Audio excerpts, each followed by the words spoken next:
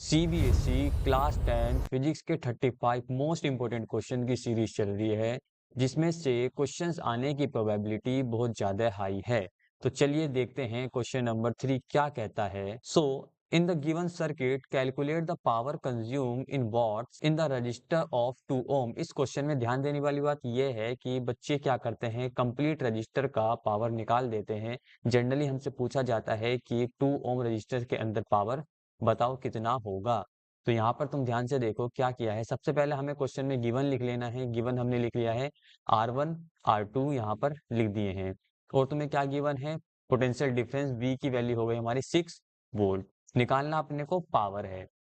अब पावर का फॉर्मूला क्या क्या होता है ये तुम पढ़ के आ चुके हो।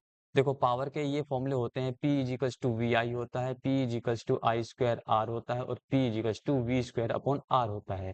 अब इसमें से कौन सा फॉर्मूला अप्लाई होने वाला है उसको हम देखने वाले हैं। तो देखो V equals to I R हमने इसलिए लगाया बिकॉज अपने को यूज करना है I square R, because R हमको दिया हुआ है और आई की हेल्प से हम इसको निकालने वाले हैं। तो टोटल डिस्टेंस हमने निकाला सीरीज के फॉर्मूले से, तो R1 प्लस R2, तो हमारा आंसर आ गया R इजिकल्स टू 3।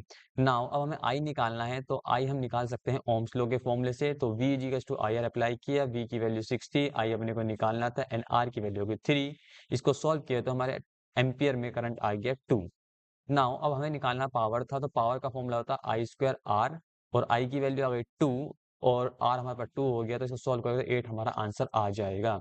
अब बात यहाँ पे आती है, आप बोलोगे भैया ये वाला फॉर्मूला क्यों नहीं लगाया, बिकॉज यहाँ पर क्या होता है, पोटेंशियल डिफरेंस हर एक रेजिस्टेंस का अलग होता है और करंट कांस्टेंट होता है सीरीज के अंदर। इसी वजह से हमने ये वाला फॉर्मूला अप्लाई किया है। फॉलो करें, सब्सक्राइब करें और पीडीएफ का लिंक यहाँ से ले सकते हैं। मिलता हूँ नेक्स्ट पार्ट के साथ।